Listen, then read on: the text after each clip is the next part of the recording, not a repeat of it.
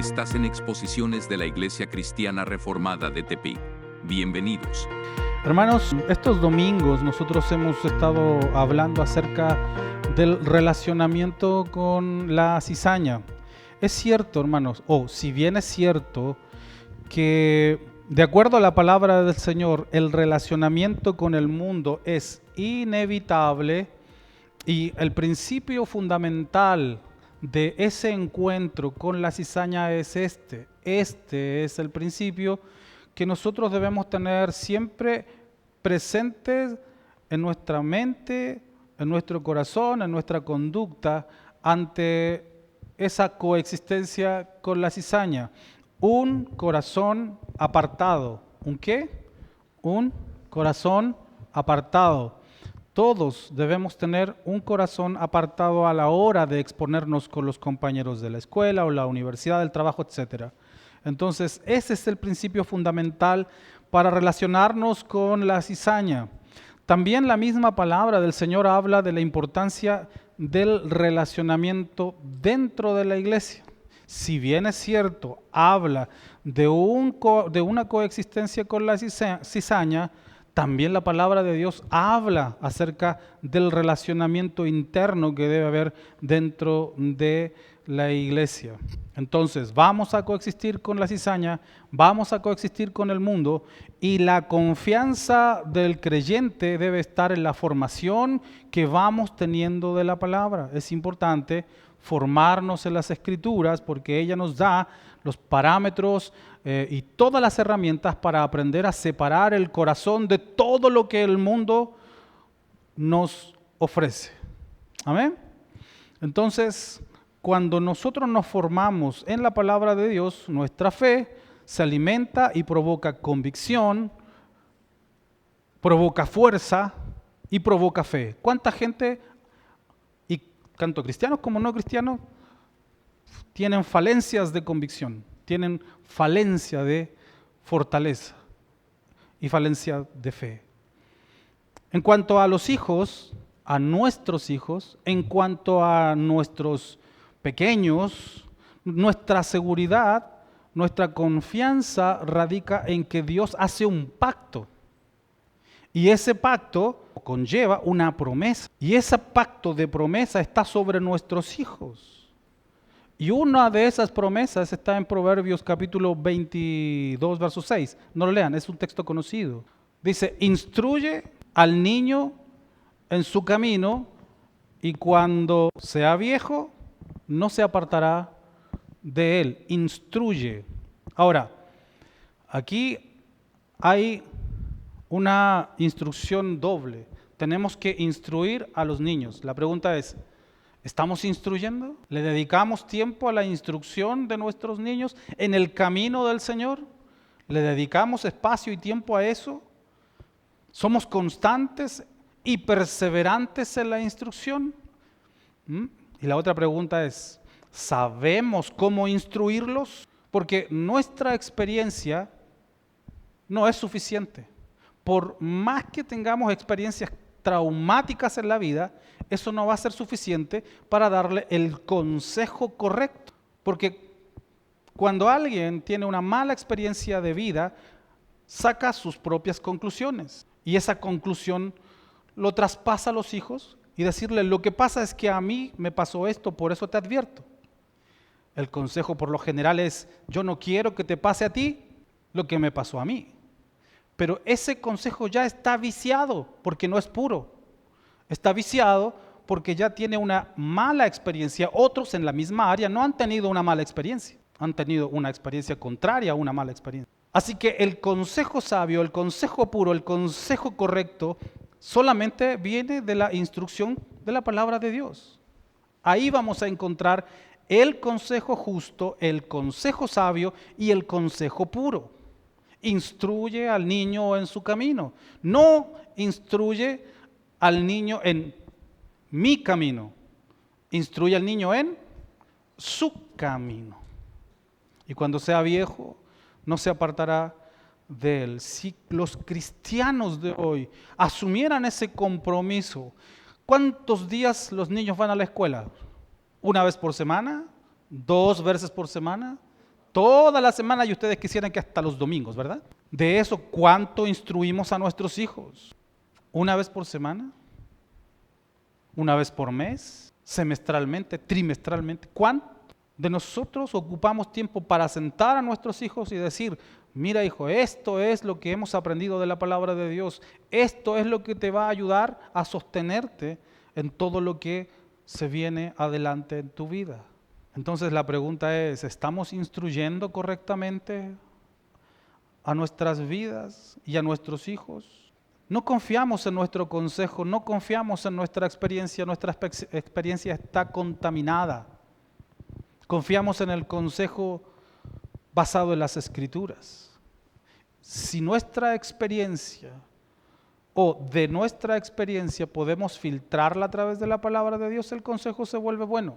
Pero si queremos que nuestros dolores sean un consejo de advertencia para nuestros hijos, no va a ser, sin incluir los principios de la palabra, no sirve más que simple consejo de gracia común.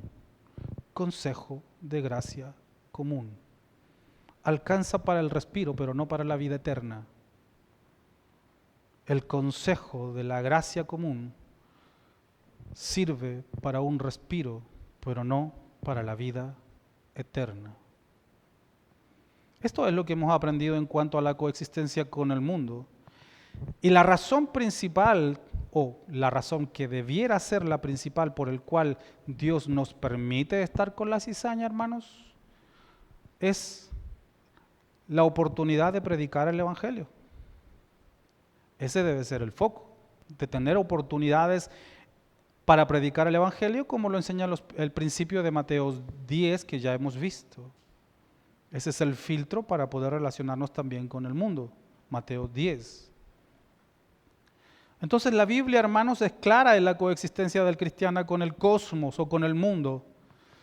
Pero debemos reconocer que el mayor porcentaje del Nuevo Testamento se dirige al relacionamiento interno de la iglesia. Es cierto, nos vamos a topar con el relacionamiento y coexistencia con el mundo. Nos vamos a topar con eso. Es inevitable.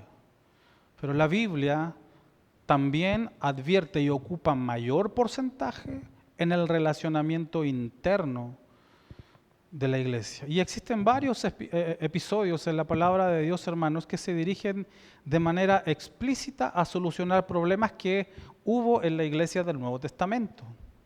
Gracias a estos conflictos que hubo en aquella época se escribieron cartas.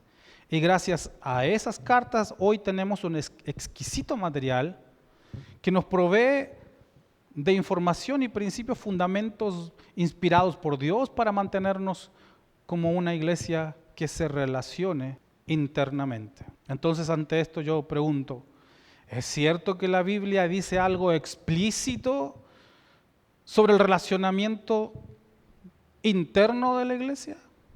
Y si es cierto, ¿cuáles son esos principios fundamentales e importantes que debemos conocer? Y es aquí donde vamos a recurrir a uno de esos textos. Romanos capítulo 15, versículo 1 al 7. Romanos capítulo 15, versículo 1 al 7. Esto es lo que dice Romanos capítulo 15, versículo 1 al 7. Así que los que somos más fuertes debemos sobrellevar las flaquezas de los débiles y no agradarnos a nosotros mismos. Cada uno de nosotros agrade a su prójimo para bien con miras a la edificación. Porque Cristo no se agradó a sí mismo, más bien, como está escrito, las afrentas de los que afrentaron cayeron sobre mí. Pues lo que fue escrito anteriormente fue escrito para nuestra enseñanza, a fin de que por la perseverancia y la exhortación de las Escrituras tengamos esperanza. Y el Dios de la perseverancia y de la exhortación les conceda que tengan el mismo sentir los unos por los otros según Cristo Jesús, para que unánimes y a una sola voz glorifiquen al Dios y Padre de nuestro Señor Jesucristo. Por tanto, recíbanse unos a otros como Cristo los recibió para la gloria de Dios. Este es uno de los pasajes que se refiere explícitamente al relacionamiento de la iglesia.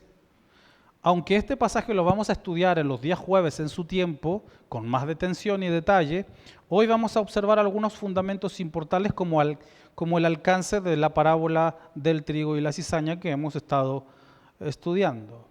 El contexto de Romanos, el contexto general del libro de Romanos es el siguiente. Del capítulo 1 del libro de Romanos al capítulo 11 habla de doctrina.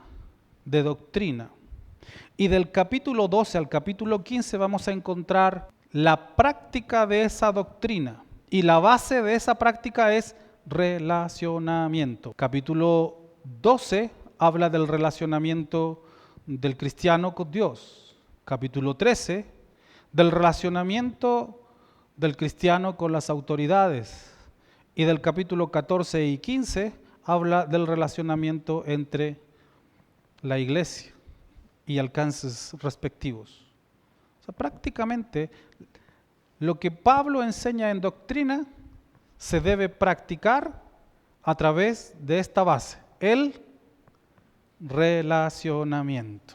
Y esto es lo que vamos a ir nosotros estudiando estos próximos domingos. Yo quiero poner ahora el primer punto y darle la importancia, destacar la palabra sobrellevar las flaquezas, sobrellevar. Y dice aquí, sobrellevar la flaqueza de los débiles. Esto, hermanos, no es una opción, es un deber. El sobrellevar la flaqueza de los débiles es un compromiso con Dios, no con los hombres. Es decir, lo debo hacer. Lo primero que quiero entonces destacar, como dije, es el término flaqueza, que viene del griego ascénema. Esta palabra significa duda o temor de conciencia, o en otras palabras, duda o temor en la conciencia, ¿no? Y evidentemente esta palabra está dirigida prácticamente a la mente y el corazón. Todo aquello que produzca duda o temor en la conciencia, que se origina en los pensamientos, produce flaqueza. Porque todo lo que pensamos lo llevamos al corazón. Generalmente nos duele lo que primero pensamos. Esta duda de conciencia, hermanos, se va a desarrollar en dos etapas. La duda de la conciencia se va a desarrollar en dos etapas. Primero, cuando la persona es neófita en la fe. Y segundo, cuando las circunstancias son adversas y desorientan y provocan un dolor en el corazón del creyente. Entonces, la palabra flaqueza se desarrolla en dos etapas. Cuando la persona es neófita, muchas veces nosotros tenemos dificultades con aceptar la palabra neófito porque es como una ofensa. Pero neófito simplemente significa novato, nada más. Y en muchas áreas todavía nosotros seguimos siendo neófitos. En muchas áreas. Entonces, cuando alguien es novato, nuevo en la fe, va a haber una característica de flaqueza. Segundo, cuando hay circunstancias o pruebas difíciles, también la persona va a pasar por flaqueza. La duda de conciencia, entonces, podríamos hacerlo descansar en la persona que recién está aprendiendo del Evangelio, y el temor de conciencia lo hacemos descansar en la persona que está pasando por diversas pruebas. Cualquiera sea la situación de flaqueza, cualquiera de las dos etapas, cualquiera de las dos, el compromiso del cristiano con su Dios es sobrellevar sus cargas. Sobrellevar sus cargas. La otra palabra en la que quiero poner énfasis es precisamente esta, sobrellevar. En el texto original griego, sobrellevar quiere decir bastazo. Bastazo. Aquí quiero hacer una aclaración. La palabra flaqueza es ascénema, difícil de pronunciar.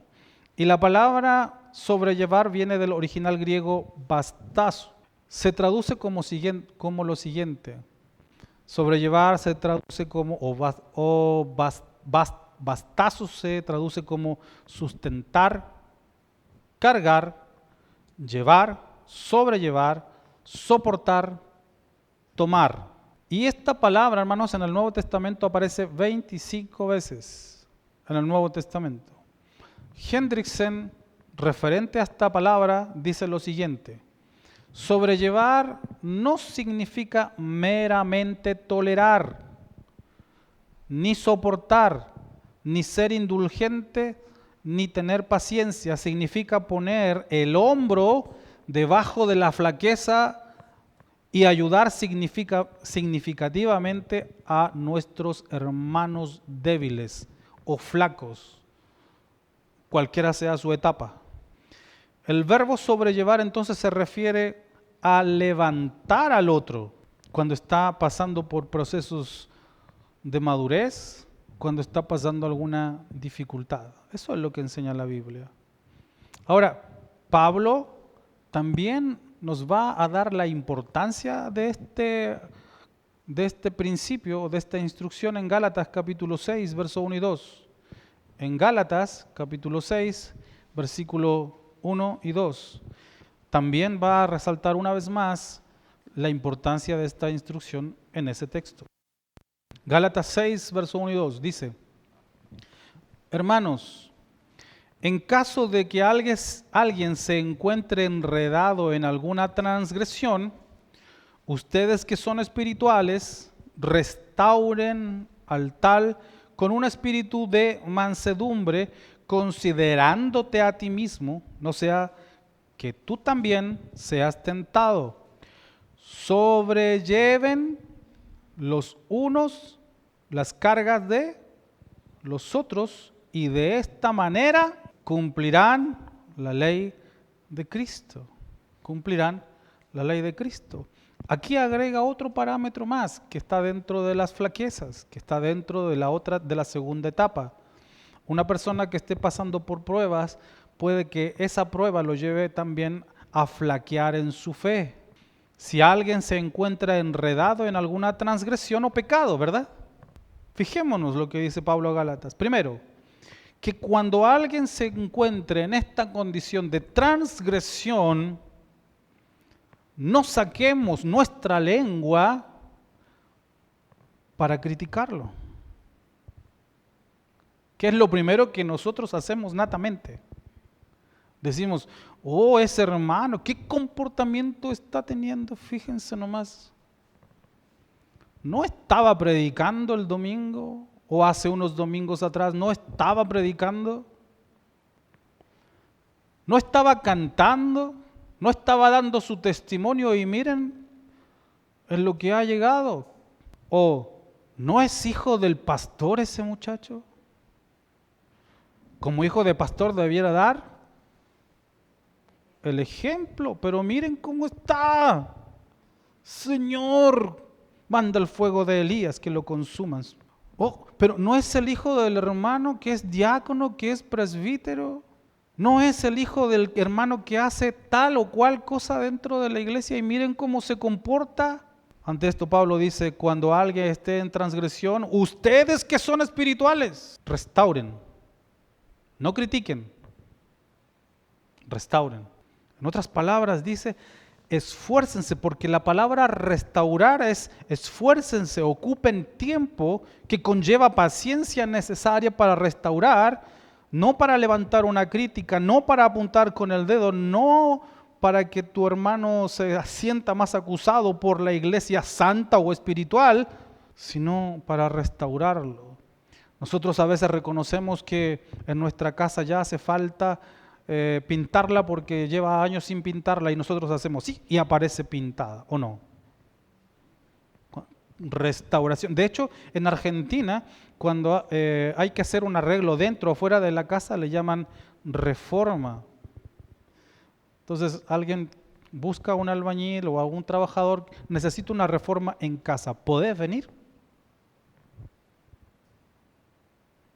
Y reforma es restauración. Nosotros hacemos restauración a nuestro corazón. ¿Alguno de ustedes ya está completamente reformado?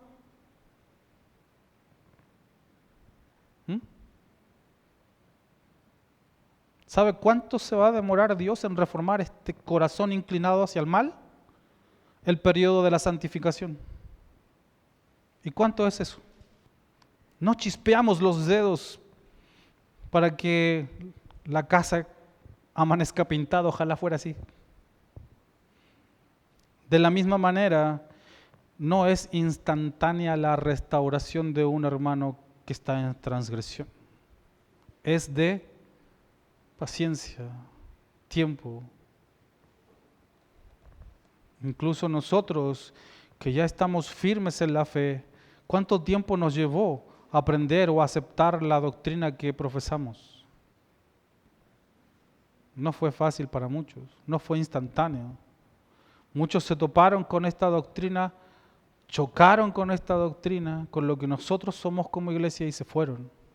Otros chocaron con esta doctrina y después de chocar con esta doctrina permanecieron aquí y ahora son parte del proceso de esta iglesia. De la misma manera, Pablo dice a los Gálatas, cuando veas a otro que está en transgresión, un hermano que no viene a la iglesia, un hermano que no se quiere comprometer con la iglesia, un hermano que le cuesta asumir su santificación, dice, restáurenlo. No cierren las puertas a la restauración. Restáurenlo. Considérate a ti mismo. No vaya a ser que también seas tentado. ¿Y a quién le está hablando Pablo? Tanto en Romanos como en a los Gálatas, le está hablando a personas espirituales. Es decir, a personas que ya llevan tiempo, a personas que son maduras. ¿Cuál es la importancia de poner en práctica esta doctrina según Pablo? Gálatas 6, 2b dice, de esta manera cumplirán la ley. De esta manera cumplirán la ley. Hermanos, el relacionamiento con mi hermano es una ley de parte de Dios. No es una opción, no es si yo quiero cargar las afrentas de mi hermano, es una ley.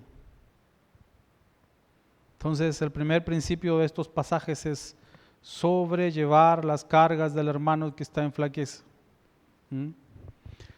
Y es un compromiso porque está en la ley del Señor. En segundo lugar, quiero dirigirme al principio y me voy a saltar porque los próximos domingos vamos a ver el intermedio, ahora vamos a ver las dos tapas de este sermón y vamos a ir al verso 7.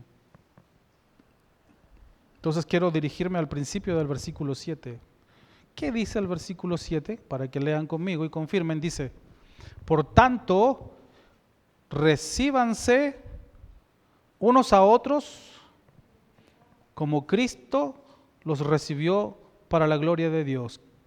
¿Qué nos enseña aquí Pablo? ¿Qué principio nos exhorta Pablo en este pasaje? Y nos exhorta a algo muy importante, queridos hermanos. Dice así, Hendrickson explica y resume muy bien lo que yo voy a comentar en posteridad. Dice así, lo que aquí enfatiza en el verso 7 de Romanos 15, lo que aquí se enfatiza es el carácter recíproco de esta aceptación. ¿Qué significa esto? No solo debe el fuerte aceptar al débil, sino que también el débil recibir al fuerte. Hermanos, este es un principio en contra del orgullo.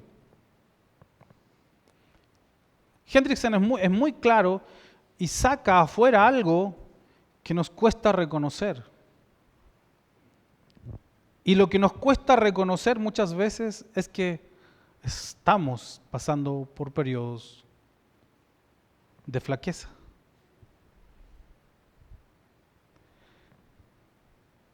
Ninguno de nosotros quisiera que cuando estamos tristes o pasando por situaciones de aflicción, ninguno de nosotros quisiera que el otro nos viera mal. ¿O a alguien le gusta que lo vean llorando? ¿Mm? ¿A quién le encanta reconocer sus flaquezas? ¿A quién le gusta reconocer que es neófito o que le falta madurez en el Evangelio? ¿A quién le gusta reconocer que es débil? ¿A quién? ¿Nos gusta? Pues así como es un deber sostener al que está en debilidad, también es un deber, y es parte de la ley de Dios, que reconozcamos nuestra verdadera condición delante de la iglesia. Eso no es vulnerabilidad, eso es fe en Dios. Y también es valentía, porque hay que ser muy valiente para reconocer cómo estamos.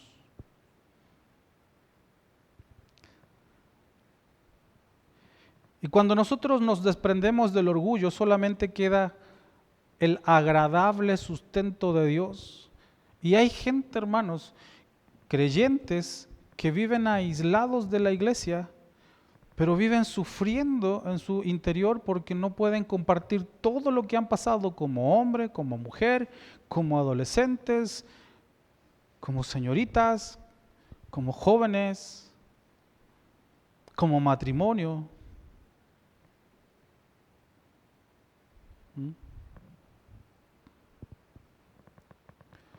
Así que, hermanos, el Señor aquí nos da una orden, que sustentemos al débil, pero el débil también reconozca que está en una condición compleja. En otras palabras, que se deje apoyar, que se deje soportar, que se deje levantar. La iglesia, hermanos, debe sostener al débil y el débil dejarse sostener. La iglesia debe sobrellevar las cargas del débil y el débil entonces podrá decir, fuerte soy. ¿Por qué? Porque está confiando que la iglesia va a cumplir la ley de Dios. Muchas veces decimos, yo confío en Dios. Muchas veces decimos, yo espero en Dios. Muchas veces decimos, yo quiero una respuesta de Dios. La pregunta aquí es, para todas esas personas que dicen, yo confío en Dios, yo espero en Dios, yo estoy seguro de que Dios o segura de que Dios me va a responder. La pregunta aquí es, ¿a quién Dios instituyó como su representante?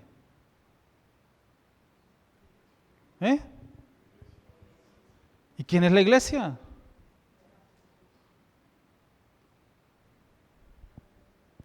Así que no va a venir un sueño, no va a venir un ángel, no va a venir un profeta para traer una palabra específica, hermanos. Porque el espíritu de la profecía está en cada uno de nosotros y esto es maravilloso que aún siendo personas con naturaleza caída, Dios nos usa para fortalecer al que está al lado. Y aquí, hermanos, en la iglesia contemporánea, debido a todo el contexto que cómo se ha desarrollado la iglesia, hay dos falencias. Una iglesia que no está dispuesta a ayudar al débil y el débil que no está dispuesto a dejarse ayudar. Entonces la iglesia perece, titubea, se declina. Hay mucho más que tenemos que reflexionar. Pero voy a empezar a dirigirme ahora hacia la aplicación de estos pasajes y estos principios para nosotros como iglesia local. Vamos a ver algunas aplicaciones. Lo que aquí vemos, hermanos, es este principio de este sermón y lo que hemos aprendido de la parábola del trigo y la cizaña nos dice lo siguiente. Esta es la diferencia del relacionamiento con el mundo y la diferencia que existe con el relacionamiento con la iglesia o entre la iglesia. El relacionamiento con el mundo es accidental. Yo no elijo ni escojo dónde trabajar muchas veces, ni quiénes son mis compañeros. La iglesia, entonces, en su coexistencia es accidental. el relacionamiento de la iglesia con el mundo, pero el relacionamiento interno de la iglesia es un propósito de Dios. Accidental y propósito. Accidental y propósito. El propósito de Dios es que nosotros nos interrelacionemos como iglesia, porque es el propósito, la voluntad y el corazón de Dios. Ahí dentro de la iglesia es donde nos vamos a sanar. Es ahí dentro de la iglesia y que cuando tengamos tristeza vamos a marcar el número con quien nos estemos relacionando y decirle: estoy triste, necesito un aliento, solamente una oración, o acompáñame por favor y escúchame en esta área. Yo me pregunto, ¿tiene esa confianza la iglesia cristiana reformada de acudir a sus hermanos? Aún yo como pastor tengo necesidad de hablar con ustedes y decirles: ¿puede orar por mí? Aún el hermano más fuerte debe decir: yo necesito de oración. ¿Lo hemos necesitado? Tenemos esa confianza de decirle: hermano, estoy débil, hermano, estoy pasando por esto, por favor, deme la mano o tómame el hombro y ore por mí, acompáñame en esta oración. Las promesas de Dios, sus bendiciones están en el propósito de su corazón, no en lo accidental. Por eso es que Pablo dice: prefieran en primer lugar a sus hermanos de la fe. Lo accidental es inevitable, pero aquí debe quedar nuestro corazón. El relacionamiento con mi hermano en la fe es un mandamiento, porque es gracias a este relacionamiento que vamos a fortalecernos, a crecer, a soportarnos. Ahí es donde vamos a encontrar perdón, ahí es donde vamos a encontrar paciencia, ahí es donde vamos a encontrar ternura de parte de Dios en la vida de mi otro hermano. Otro beneficio del relacionamiento es que permite abrir círculos de fortaleza. Otro beneficio del relacionamiento es que permite abrir círculos de fortaleza. A algunos de ustedes ya he hablado sobre esto. Hermanos, dentro de la misma iglesia en general, he visto personas que se han fortalecido tanto en el círculo familiar. Es ahí donde solamente están dispuestos a encontrar amigos, a encontrar amigas, para lograr un desarrollo centrado en un crecimiento social. Solamente lo quieren encontrar ahí, en la familia. Hay esposos o esposas que todo lo deben hacer al lado de él o de ella en su principal foco de actividad social. Ella o él debe ser mi mejor amigo, mi mejor amiga. Él o ella debe ser exclusivamente en quien ponga toda mi absoluta confianza. A eso yo le llamo círculo cerrado. Porque si no está él o si no está ella, no leo la Biblia, no leo un libro, no veo una serie, no estudio la palabra de Dios, no salgo a comer, no salgo a cenar, no salgo a hacer otros oficios de vida placentera, porque si no está él o ella, no es lo mismo. Ninguna organización social va a ser más importante que estar contigo, querido, querida, porque nada podemos hacer sin él o sin ella o sin nuestros hijos. Por tal motivo, este círculo cerrado ha permitido que se pierda una integral vida como el Señor lo ha mandado en su ley, de interrelacionarnos. Sin querer, hemos formado islas. Mi círculo es ella o él, hijos y nadie más. ¿Saben cómo se siente, hermanos, cuando sucede lo que voy a decir ahora? Pero ese círculo, esa isla, cuando se ha roto, muchos de aquí hemos pasado por eso, es un dolor que parece que el corazón sangrara. Porque por circunstancias, o cuando por circunstancias de trabajo se viene una separación, por circunstancias de divorcio se viene una separación, o porque la muerte separa al esposo o a la esposa, ese círculo se transformó en una pesadilla, ¿sí o no? Nadie se casa para separarse, ¿o sí? Pero cuando llegó esa separación o la muerte de una persona, ¿qué sucedió? Hay que vivir eso, hermanos. Los que nunca han pasado por un quiebre, hay que vivirlo, porque parece que ese precipicio emocional no tiene fondo. Todo el proyecto de vida que se tuvo se quebró, desapareció. Y todo el dolor de la separación conlleva una soledad angustiante. Una cosa es pasar por soledad, pero la soledad angustiante de las que pasan muchas personas es indescriptible. Solamente la persona que lo vive lo puede saber. Esto sucede porque nunca se abrió el círculo de relacionamiento. Pero yo voy a decir otra verdad, porque somos una generación, la mayoría de esta iglesia relativamente joven, pero les voy a decir una verdad que se aproxima, no es profecía y no es profecía, es una verdad que se aproxima. Hermanos, nuestros hijos se irán de nuestro lado. Harán su propia vida y cada vez las visitas al hogar paterno serán menos. Cada vez que lleguemos a la casa estará más vacía.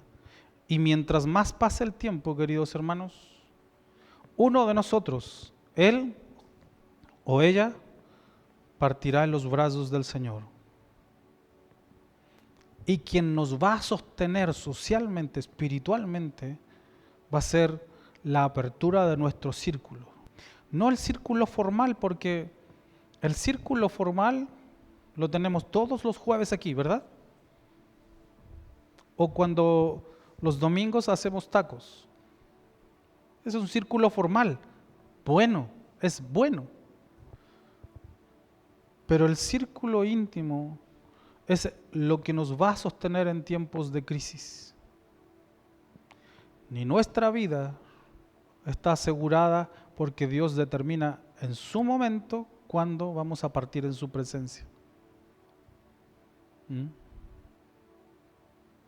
Entonces, hermanos, estoy diciendo algo muy, pero muy valioso.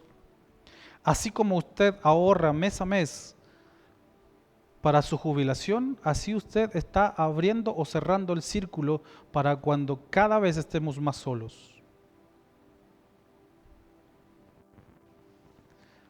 Quita a su esposo de su lado, quita a su hijo, su hija de su lado en este momento. Quita a su esposo o esposa.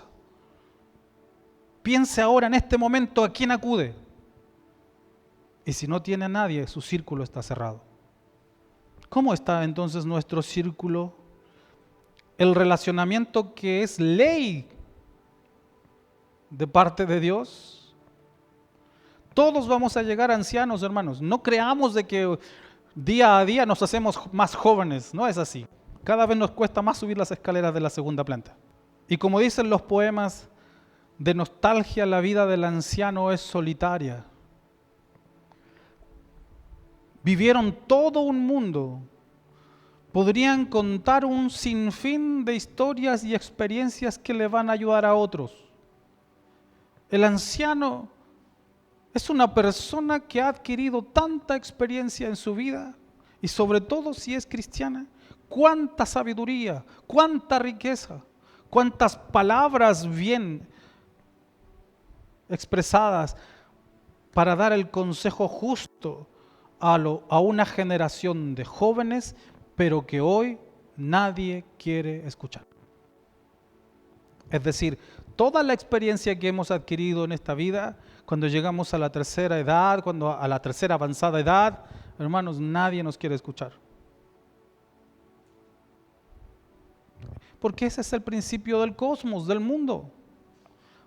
La Biblia dice, en cambio, que en las canas hay sabiduría y hay que respetarla. Esto significa escucharles, ¿sí o no?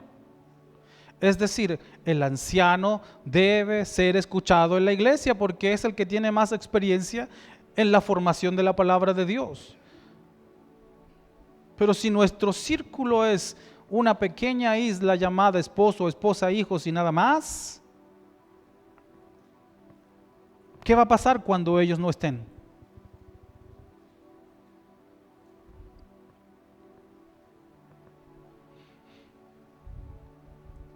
Por lo tanto, la importancia de construir círculos afectivos en esta vida se comienza ahora, hoy, no después, no a última hora. ¿Cómo somos los latinos para los compromisos? Siempre a última hora. Yo no sé para allá, para Canadá, yo no sé si son igual, pero no me consta. Cuando me vaya a vivir unos años allá, ahí voy a tener una crítica más real, pero me tienen que invitar no sé quién.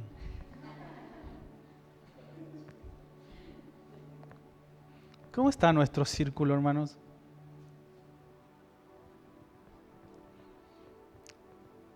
¿Cómo ven? ¿Cómo ven nuestra vida, mis demás hermanos? Ahora fíjense lo que se usa mucho en las predicaciones y exposiciones cristianas. La palabra de Dios habla antes de tiempo,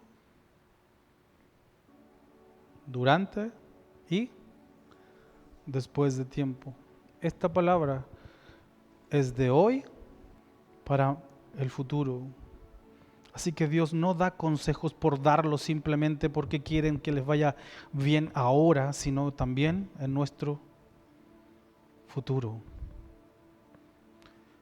La invitación de este sermón es que estemos dispuestos a invertir en serio espacio y tiempo para construir un círculo más amplio del que después nos va a ayudar a sostenernos. Por eso yo sé que fue pagado un alto precio para que seamos uno tú y yo. Cuando Jesús derramaba su vida, Él pensaba en ti, Él pensaba en mí y en nuestra unidad. Hermanos, práctico para nuestra propia iglesia. No quiero jactarme de esta denominación, de esta iglesia, pero esta iglesia se ha ido formando para ser una iglesia verdadera y bíblica. No dejemos de conocer a los demás, no importa el estatus social, no importa el estatus académico, no importa dónde viva, si uno vive en la mejor parte de la ciudad o en la ciudad más humilde o el lugar más humilde de la ciudad, son mis hermanos. Aquí quiero encontrar mis amigos, aquí quiero encontrar mis amigas, aquí quiero encontrar a aquellos que se están formando y donde también llegaremos junto a mis hermanos. Cuando yo sostenga a mi hermano o cuando mi hermano me sostenga a mí, será para avanzar y para cruzar el umbral de esta vida y llegar a la otra vida. Y cuando nos veamos cara a cara, digamos, yo ayudé a mi hermano, ese hermano me ayudó para estar aquí, en la presencia del Señor. Qué linda sería la iglesia si toda la iglesia universalmente entendiera que amarnos es parte de la ley de Cristo. Amén. Oremos.